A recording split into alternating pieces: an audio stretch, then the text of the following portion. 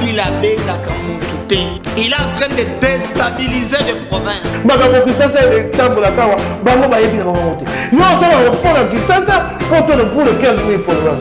Le président Félix Antoine Tshisekedi a repris le projet de valider cette stratégie nationale.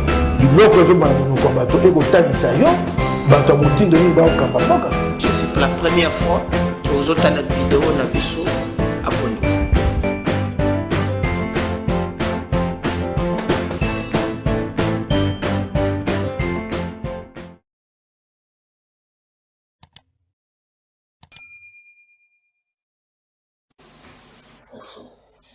To pesi bino mbote, merci na bande nyonso ba yebozolanda biso partout à travers le monde. Merci na confiance na fidélité. Toko beta lisolo liboso toko solo na bino.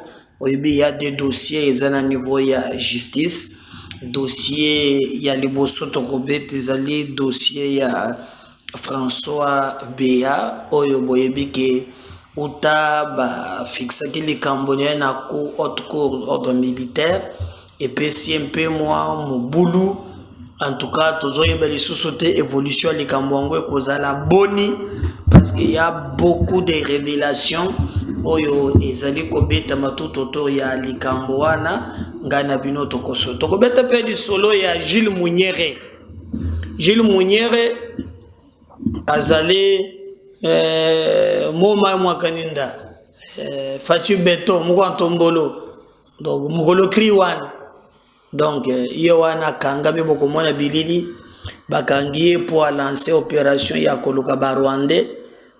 Alors nous devons toujours condamner la lutte contre la violence mais nazoye bate mon colonie Bakokanga pe Barwandais Oyo Bazali ko Katabiso Tongo pourquoi nazoye bate parce que na monaki yango awa mikoleleki soda mibale ya ba Rwandais bakota kepa na biso ba bomaka na moni bazui bango diplomatie kombo nango yango wana français wana esalami bazongisi bango na mobimba no ya biso akoti kuna na Rwanda diplomatie salite ta kaka dans autre officier place.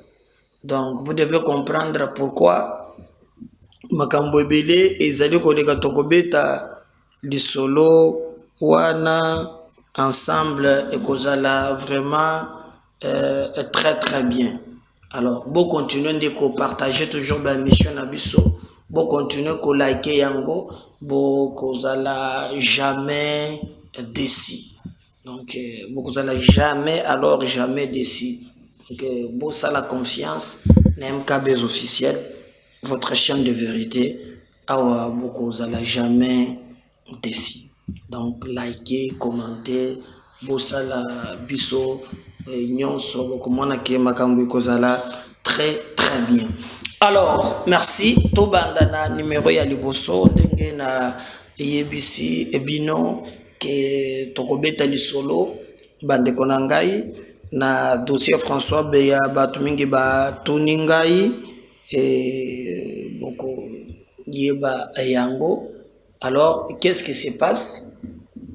François Béa toujours là-bas fixé sous mukolo ya audience na haute cour militaire parce que confusion un peu na ba avocat na ye eza moi mingi ba avocat na ye na audience ya suka au babandaki audience ya liboso bango basenga ki biloko misato basenga ki cour au bapesa François Béa liberté provisoire, il faut retenir yango ya mibale ba lobaki ke lolenge bakangela ki et respecta ki procédure te parce que balobaki bakanga ki balongoli na ndako aner makala ça qui allait kana niveau ya parquet. Alors esengeli maintenant pour na bango batika ye et ya misato balobaki ke esengeli ke procès wana elekana télévision. Alors tango basilisi wana étape wana baye ko fixer audience mususu et tango ba fixer audience ba se ba reporter dans 2 semaines et comme liboso na bango bayeko soulever ba dossier mususu. Je vous avais expliqué dans l'émission Yasuka que bakutaki na bilanga to na ferme. Ah mutuno ça na ferme na ye. Ozomwana. Bakutaki na ferme na ye champ de tir. Vous comprenez? Alors na champ de tir wana nde na entrée bakutaki souciato moko ya la police. C'est ce qui a fait que bomona qui même maman bazo bengaye major maman Lili. Je crois que c'est celui je ne m'abuse pas. Hein? Yewana. Bazuye batuniye boni boni oye kotia ba policier awa baba tele biloko yo alors que nakat champ de tir ezali. Alors, on a tous basé l'émission moko boye bazata na ba élément ngote ba komi ko désorienter ba tout bon moni ba biloko yo s'occuper ba topé ba lingi bongo et ça passe. Maintenant, champ de tir wana. Vous avez les mains, le dossier. Bao ba le bateau français le dit te champ de tir ba ko cité ezape ya solo ezakona. Mais yango bazu yango ba chaki po ba yeko lisa fachi ndiri ya kobeta kana shirikov. Comment akomanya munduki. Comme Fatia Zali civil makamboni wana yebite et sengele kazo munduka yeko na kobeta. C'est pourquoi champ de tir ezawan ezate pona entraîner ba militaire pona kosala makambo ya mabe. C'est ça. Oh boyoki wana eza version ya likuta. Et d'ailleurs, tant que ba remonter feeling ba yeko kutake ezana soda moko azana garde républicaine azana qui très proche na Kabila avant Kabila bima amatisa ye bapete ye muntu balobi na chanwana asokipaki na makambo ya komontisa ka filière ya makambo ya minduki nde bazwaki ye et totalisaki bino ye mokolo wana na bilili oyo elekaki. Mais zaka kaye bokote bakanga kipe na batu mususu. Maintenant tango ba komi na liboso ya bazuzi. Ba voka o basamba kina audience ya liboso. Ba o basenga ki liberté provisoire. Ba o basenga ki ke audience le kaka na niveau ya etandoike ba changer ba lobby. Ba eko étudier ba moni ke haute cour akoki ko sambi sabango te. Le problème maintenant est continue à niveau 1. Haute cour ako sambi sabango te. Pona nini atoyebite. Pourquoi bonjimaki ya liboso? Pourquoi boyeko baloka maintenant? Le problème à ce niveau. Et jusque là bazozela et banako évoluer ba fixer biso na dossier wana soki kozala ndenge nini. Donc le reste au boyoki eza lokuta. Et quand on va fixer ça biso tokola ndela yango tokopesa bino vérité o esegeli bao ba présenter bango. Mais il y a d'autres personnes qui cité bango. Qui ont obligation. Il y a se présenter. Donc il y a tout un tas de choses. Oyo et ko senga ke batu bayeba sur dossier wana. Asaka kana makala adimite. Liberté provisoire, azuité liberté provisoire. Onin et salamité, nyon etikali intact. Mes dossiers et zawan. Maintenant, haute cour, à ce niveau, j'aurais à se prononcer.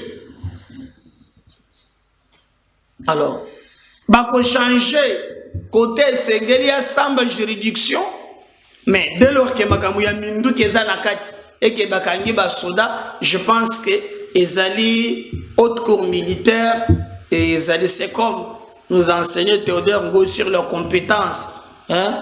Organisation à compétences judiciaires, chaque pays a un organe oyo bâti en place pour te sambi sabat lorsqu'il y a violation de droit subjective ou bien droit objectif. Donc l'État a fixé mboka nyonso et fixé selon modalité na bango et sikanini bakoki ko sambisa batu wana boye bayango abimite agilocté provisoire te basali kambu ya mabete mabe moko lekite onyo subozo kezabe lukuta mais vraie version ezali ke boko yeba yango na mikolo oyo ezali koya bandeko na ngai pote tobeta lisolo na chaîne na bino chaîne de vérité MK Bez officiel boko yeba vérité ya manso mazale koleka.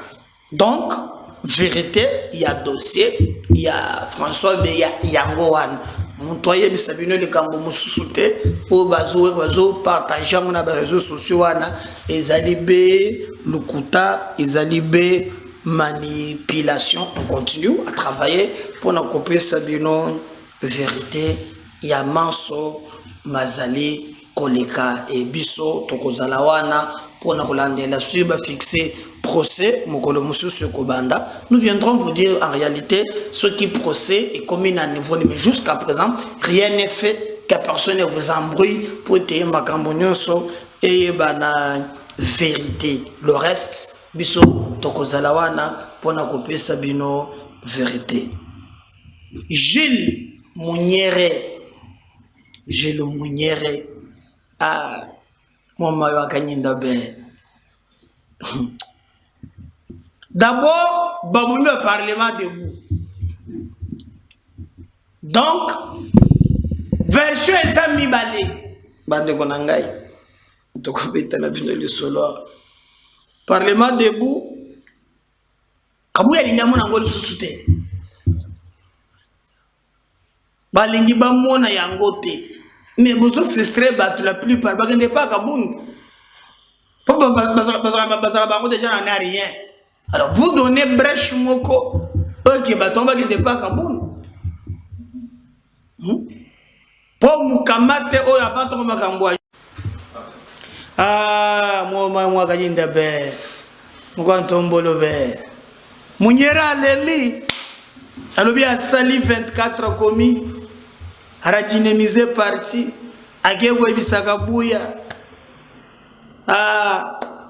Fati porte-parole nayo obi Gilles afinga batebele, il y a des dérapages qu'on peut toujours condamner tout ça mais motif yo balobi bakangeli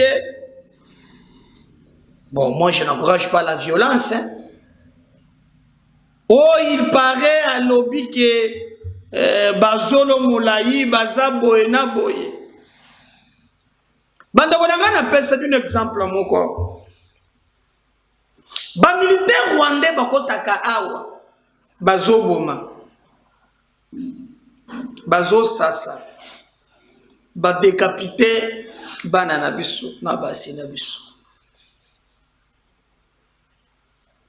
Des fois même Batumbina kotumba ne mokolo to kangi bango français ibimi diplomatie tozongi se bango na bomoye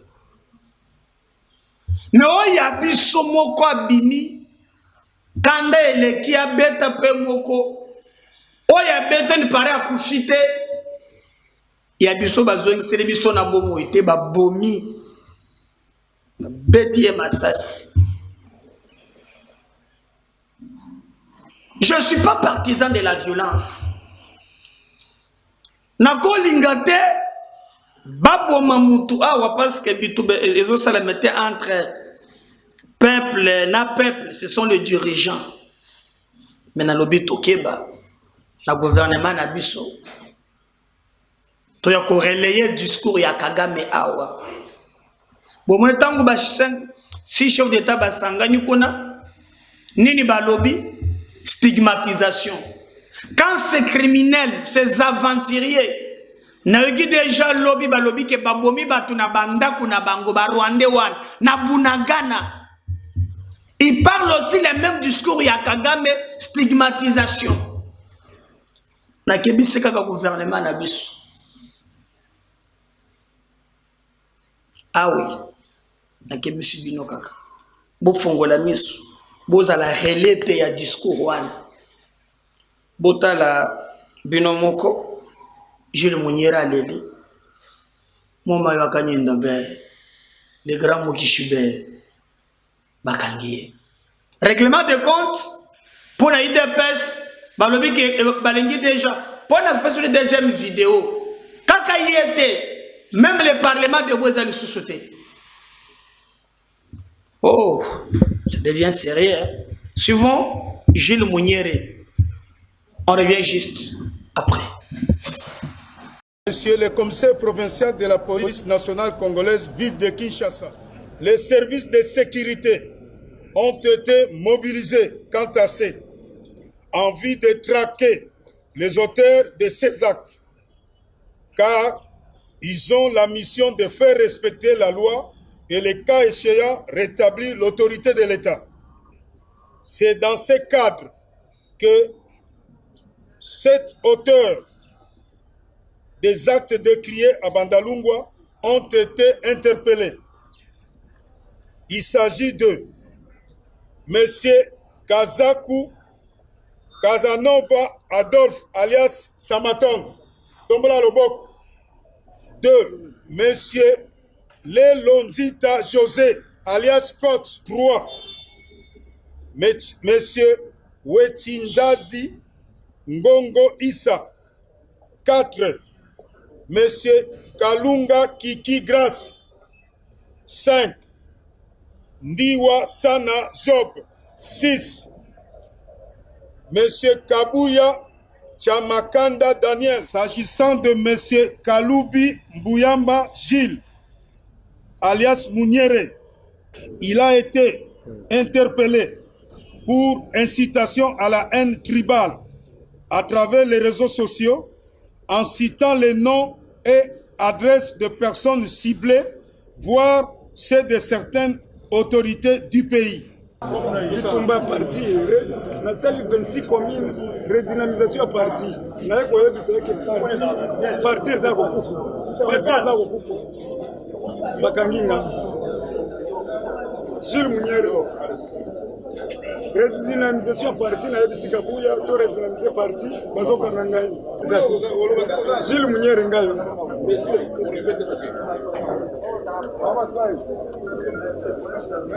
redynamisation ya parti Tamboli 26 communes en tant que communicateur à chef de l'État. La 5 redynamisation ya parti.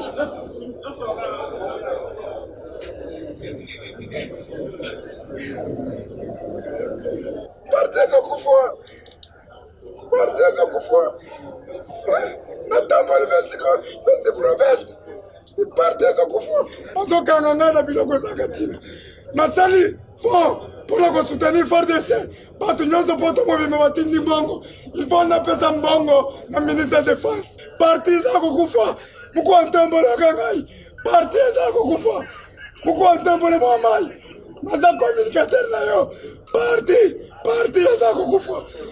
Na Kembujimai, Chikapa, Kananga, Lubumba Chikolozi, ma fédéral ba wabisikai. Parti za kukufa. Parti za kukufa. Parti za kukufa.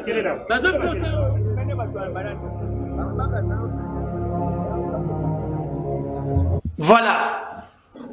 Wana Bolandi Jules Munyere ndenge nini azali kolela, ndenge nini azali komona pasi, ndenge nini azali komi tungisa. Alors na ngambo mususu bandeko na ngai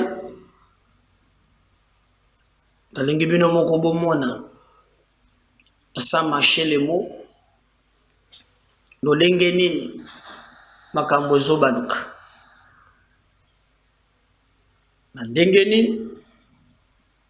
Ce qui nous étonne, c'est que même Parlement debout et que les sous te bolanda qui a selo, c'est quoi yo botala Parlement bazo bete lisolo oh Parlement debout bona boye policiers zo ya kokimate pika pa mbang suivant talent de comment ça la parlementaire debout. On va revenir juste après. Le moko botala PVP za radio te. On vient juste après. La base de l'IDPS. La base de l'IDPS, c'est le Parlement debout et le Sénat. Mais le CG à lobby boye, donc on a un oyo, totika yango. Abomi parlementaire. Mouta aboma philosophie parlement debout azaki. Parlement debout ne mouta sentinelle et communicateur ya pouvoir.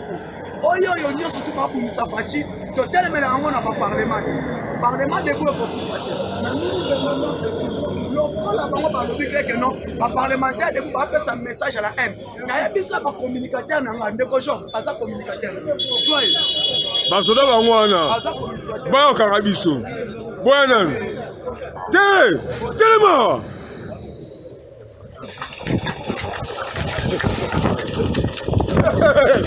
telema ngoyo kabuya momi fala badebu botala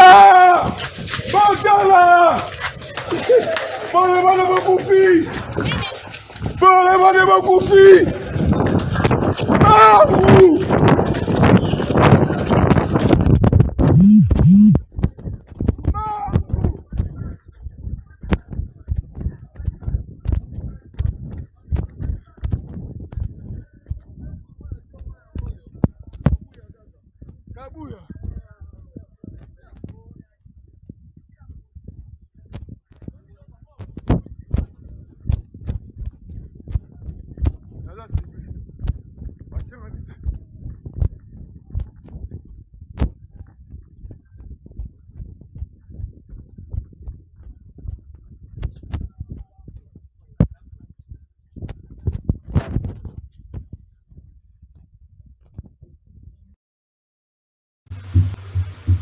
Sopla ni we moya utikani balia yo olandije le munyere donc ça sous makambo ya blague te ça sous makambo ya masanote. Je crois que bino moko bozali komona yango etalibisote la makambo na bango moko à l'interne ba ko shishe yango mais linu ya lumumbe ye awa mwana na ye atenaki discours moko na Belgique. Waouh, félicitations maman. Le bosso ba mindele oyo. Ensuite on va revenir juste après la chaîne Nabiso de vérité. J'invite la fille de Patrice Emery Lumumba, Juliana Lumumba, à prendre la parole. Merci.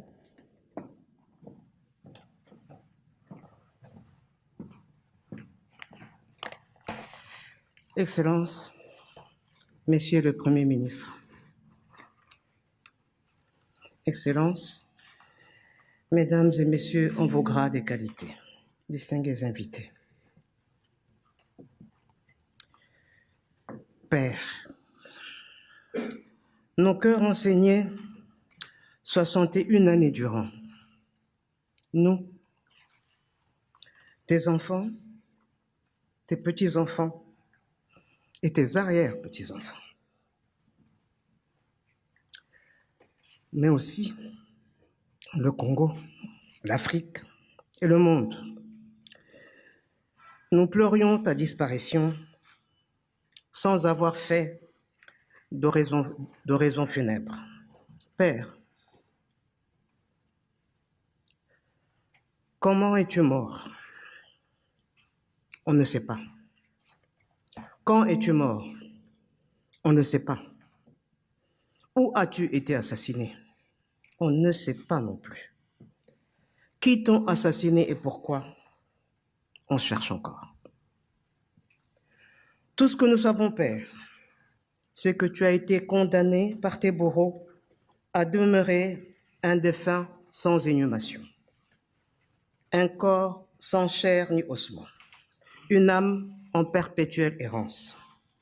Un héros sans panthéon, un objet sépulcral sous séquestre de la justice, sans l'ombre d'une tombe pour le repos éternel, n'ayant qu'une date comme tombeau, le 17 janvier 1961. Il y a 2 ans, le 30 juin 2020, nous avions écrit à Sa Majesté le roi Philippe de Belgique. Nous lui avons dit que notre responsabilité d'enfant, notre devoir de descendant, devenu maintenant aussi père et mère, c'était de rendre hommage à notre père, à notre géniteur, en lui offrant une sépulture digne du sang qu'il nous a légué. Ce précieux sang qui circule dans nos veines, la réponse du roi, c'est la cérémonie solennelle de ce jour. Au nom de la grande famille Lumumba, éplorée, j'adresse une parole de remerciement et d'infinie gratitude à Sa Majesté le roi Philippe. Il a montré, dans ces tristes conjonctures, un remarquable intérêt affectueux pour notre Père et a manifesté un profond regret pour son abominable sort. Distingués invités, de la réception de notre lettre ouverte au roi le 30 juin 2020 à la cérémonie solennelle de ce jour, nous avons été agréablement surpris par les délicates attentions du gouvernement du Royaume de Belgique, à travers tant de son ambassade à Kinshasa que du Premier ministre ici à Bruxelles. Vous avez allégé notre fardeau, adouci nos amertumes et mérité bien justement notre profonde reconnaissance. À cette heure mémorable, notre infinie gratitude va aussi à son Excellence Monsieur Félix Antoine Tshisekedi Tshilombo, notre président de la République, ses mots si avenants, sa main tendue, toujours si prompte, et ses fraternels messages. Tout nous a été d'un grand réconfort. Au peuple de la République démocratique du Congo et de l'Afrique, nous disons la main sur le cœur. Ouvrez-lui le sanctuaire de la paix. Daignez lui accorder la couronne que vous lui avez préparée dès le lendemain du 17 janvier 1961. D'ordinaire, le nom de Patrice Emery Lumumba revient en ritournelle chaque fois que l'on parle de la décolonisation de l'Afrique et de la souveraineté des États africains. Mais ce jour, nous souhaitons que soit mis à l'honneur l'essentiel de ce qu'il incarne, c'est-à-dire ce que sa vie inspire, ce que l'illustre personnage doit nous inspirer, à savoir l'ardeur au travail et l'amour du travail bien fait, la priorité donnée à la compétence et à la dignité, le désintéressement et le patriotisme dans la gestion de la chose publique, le sens de l'intérêt général dans la conduite des affaires de l'État, la droiture et l'obsession de l'unité nationale. Ce sont ces valeurs qui ont conduit cette vie. Puisse-t-elle devenir la référence en République démocratique du Congo et en Afrique? Plus que jamais, nous en avons besoin. Oui, Patrice Lumumba incarnait tout cela, mais il a incarné plus encore. Dans ce plus, il y a une qualité rare qui force l'admiration, celle d'un homme du consensus. Mais pas n'importe quel consensus. Pas un consensus mou et trouble, mais un consensus de conviction et des étapes décisives de sa brève et bouleversante vie. Né et ayant grandi au centre du pays, dans le Sankuru, il commence sa carrière professionnelle au nord de la République, à Kisangani, dans la province orientale. Il fonde à Kinshasa le tout premier mouvement politique pluriethnique et national, le Mouvement national congolais, MNC en sigle. Il devient le premier Premier ministre d'une République démocratique du Congo, une et indivisible. Distingués invités, qu'il me soit permis d'affirmer qu'il n'y aura pas de redressement de notre patrie, le Congo, pour en faire un pays, une nation, et un État digne de ce nom si nous nous employons pas énergiquement à restaurer et à replanter ces valeurs, véritables repères qui ont été légués à notre société par celles et ceux qui ont, dès l'aube du 30 juin 60, porté notre destin sur leurs épaules. Et cette restauration passe notamment par l'honneur à leur rendre. À cet effet, le plus bel hommage que nous puissions rendre à Lumumba et à ses compagnons héroïques, Joseph Okito et Maurice Polo, c'est de nous montrer dignes de leur legs.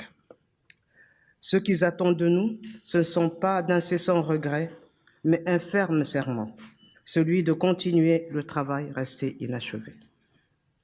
Ce qu'ils attendent encore de nous, ce sont plus de perpétuels sanglots, mais un élan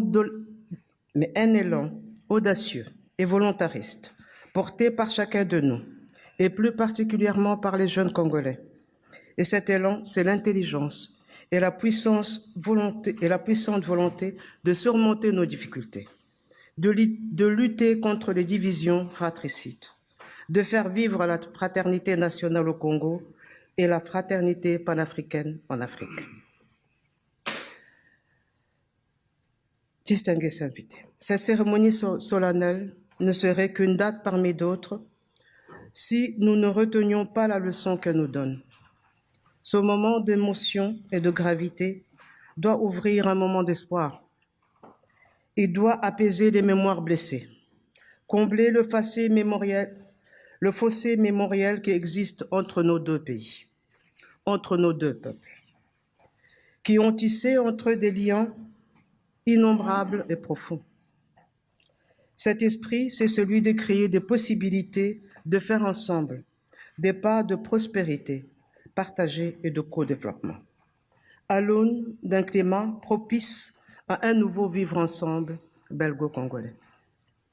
Ce n'est qu'ainsi que nous comprenons le sens de la présence ici aujourd'hui de son Excellence, Monsieur le Premier ministre Jean-Michel Sama Lukonde, venu non seulement pour représenter le président de la République, mais aussi le peuple congolais dans son ensemble. Nous lui en sommes infiniment reconnaissants. Père,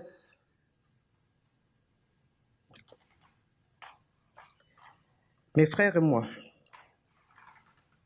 ainsi que nos enfants et tes arrière-petits-enfants, avons essayé, à travers cette adresse, de trouver les mots pour te dire adieu. 61 ans après ta disparition. Mais nous devons avouer qu'il n'y a rien qui puisse exprimer comme il faut ce que nous ressentons et pensons aujourd'hui. Nous ne pouvons que formuler ce vœu. Ce vœu que tu puisses, Père, de là où tu es, de là où tu te trouves, être fier de tes enfants, de tes petits-enfants et de tes arrière-petits-enfants.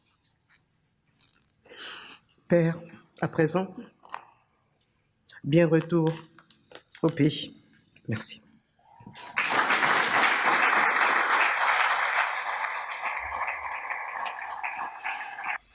Voilà.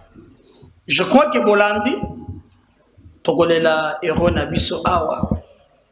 Je crois que Ebembe Kolongo Konana Mboka, Ebembe Yaline, donc cercueil, les restes, les restes de son corps. Et nous allons nous montrer tout en live. Merci de partager ce lien, de liker, de commenter. On vient juste après. Merci. Bye.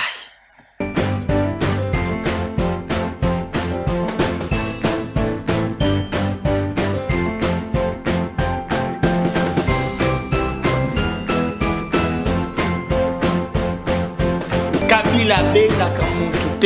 Il est en train de déstabiliser les provinces. Makambo Kisasa est tambola kawa. Bango bayebi na bango te. Yo ça va pour Kisasa pour le 15 000 followers. Le président Félix Antoine Tshisekedi a repris le projet de valider cette stratégie nationale. Biloko ezo bana no kombato eko tanisa yo bato ya motindo nini baokamba mboka. C'est la première fois que vous avez la vidéo na biso